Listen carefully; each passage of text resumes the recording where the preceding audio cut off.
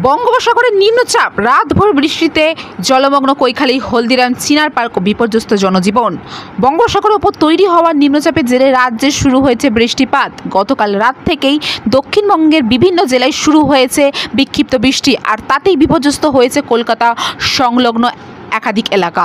বিশেষ করে কৈখালী, হলদিরাম ও চিনার পার্ক এলাকায় রাতভর টানা বৃষ্টির কারণে রাস্তাঘাটে জমেছে হাঁটু থেকে কোমর সমান জল। যানবাহন চলাচল প্রায় স্থবির, কোথাও গাড়ি জলমগ্ন হয়ে বন্ধ হয়ে পড়েছে। আবহাওয়া দপ্তরের পূর্বাভাস অনুযায়ী আগামী কয়েকদিন দক্ষিণবঙ্গের একাধিক জেলায় বজ্রবিদ্যুৎ সহ ভারী বৃষ্টির সম্ভাবনা রয়েছে। বিশেষ সতর্কবার্তা জারি হয়েছে কলকাতা ও ২ পরগনায়। নাগরিকদের অপ্রয়োজনে ঘরের বাইরে না বেরোনোর পরামর্শ দিয়েছেন প্রশাসন।